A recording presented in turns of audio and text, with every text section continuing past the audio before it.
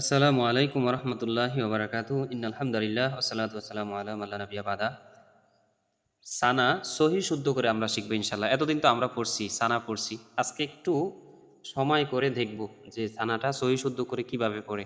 দেখেন আমাদের অনেক ভুল হচ্ছে, একটু খেয়াল করলেই বোঝা যাবে। 2 মিনিট হবে নাকি শিখার জন্য।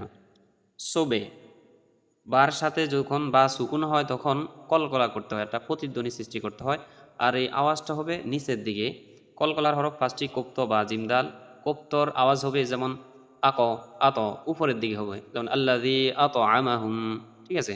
তারপর কুল আউযু বিরাব্বিল ফালাক, ফালাক, ফালাক না, ফালাক কইলে কাপ চলে আসে, বলতে আপনার কুল আউযু বিরাব্বিল ফালাক।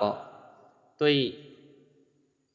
এই যে সিন যেহেতু বা বার উপরে সাকিন আছে বা জজম আছে, এই জন্য এই আওয়াজটা কলকলা হবে এবং প্রতিধ্বনি সৃষ্টি হবে নিচের দিকে।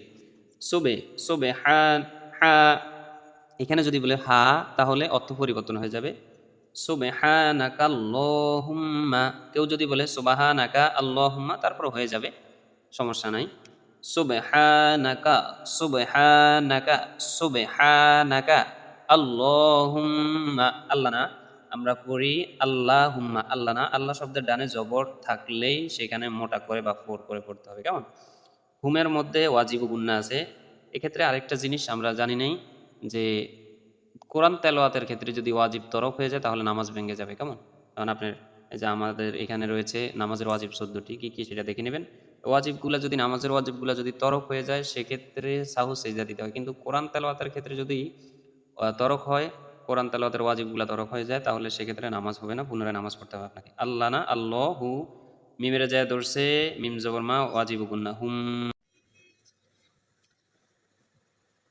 তাহলে বলতে হবে আপনাকে সুবহা বলার মধ্যে থেকে সুবহানাকাল্লাহুম্মা ওয়া বিহামদিকা ওয়া তাবারাকাসমুকা। ওয়া তাবারাকাসমুকা বলা যাবে না, রা বলা যাবে না।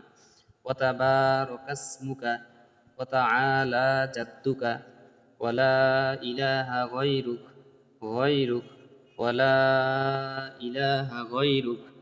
সুবহানাকাল্লাহুম্মা, সুবহানাকাল্লাহুম্মা ওয়া বিহামদিকা ওয়া তাবারাকাসমুকা ওয়া তাআলা জাদ্দুকা ওয়া লা ইলাহা গায়রুক।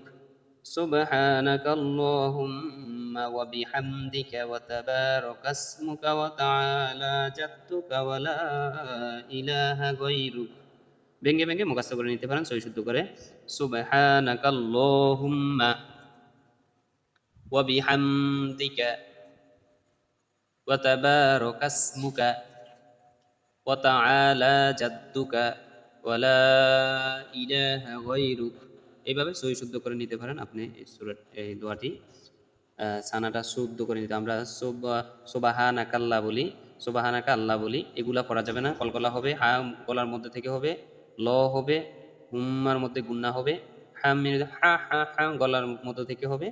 তারপরে অথবা রা হবে না, অথবা র হবে, অথবা রকাসমুকা। এই জিনিসগুলো আমরা ঠিক করে নিব ইনশাআল্লাহ। ধন্যবাদ। আসসালামু আলাইকুম।